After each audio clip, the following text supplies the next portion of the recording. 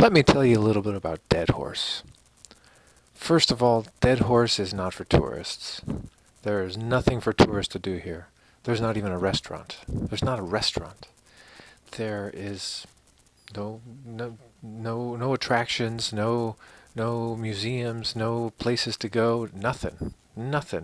This hotel here is really made for oil workers, and I only happened to get in here because they had an extra room available, but otherwise they give priority to oil workers.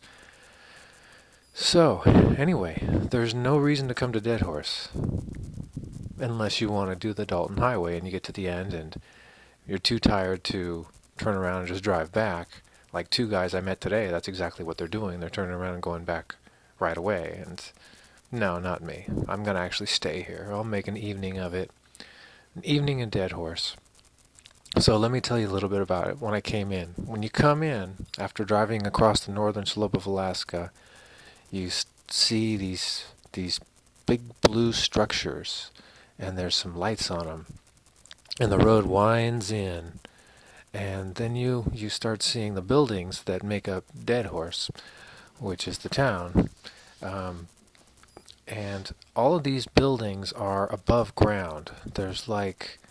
There's a space between the ground and the floor. And I guess that's necessary in this part of the world where there's permafrost on the ground and it is snowing 9 months out of the year and the ground is always frozen. So everybody walks up a few stairs in order to get to the floor of wherever they're at.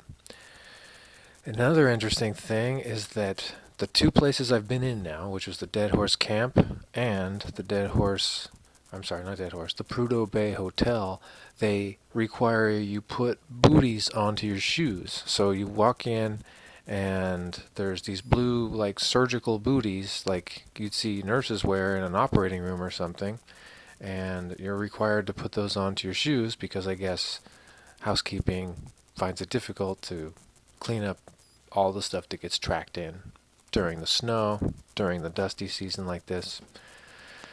There are also signs everywhere. Absolutely no alcohol. No alcohol, drugs obviously, but no alcohol either. Alcohol is illegal here. It is actually illegal. Not only can it not be purchased, you can be arrested for having it. This place is full of oil workers. That's all there is. Everybody here is a worker. There's a few scattered tourists like me and those other two guys who were there, but other than that, everybody's an employee, and you can see it. They're wearing those vests, the high-vis vests, people wearing construction hats.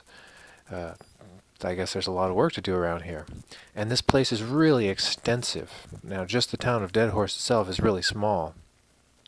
But beyond that security gate, it goes on for miles and miles and miles of the Prudhoe Bay oil fields, and I have no access to that. There's no way I can get in. So apparently security is tight. You're not going to just scoot by. So I'm going to have to stay in town, which is Deadhorse, and do pretty much nothing. Well, one nice thing about this hotel, though, is I can eat. This is the most I've ever paid for a hotel room ever. It was $150. I've never paid $150 for a room. But I'm going to try and eat back about $50 of that because breakfast, lunch, and dinner are all on the house. There's cafeteria, buffet. Go in there, grab anything you want. You can apparently even take stuff with you, no problem. So I'm going to take advantage of that. I'm going to have tomorrow's lunch and maybe even dinner come back with me on the bike. That's it. Deadhorse, Alaska. You don't need to come here. There's nothing to come here for. I mean, you can come on the Dalton Highway. It is a beautiful ride. There are some gorgeous things to see. But once you get here to Deadhorse, you see a lot of trucks and heavy equipment, containers, big shipping containers, strange structures that are used for oil collection somehow. Deadhorse, Alaska. Not for a tourist.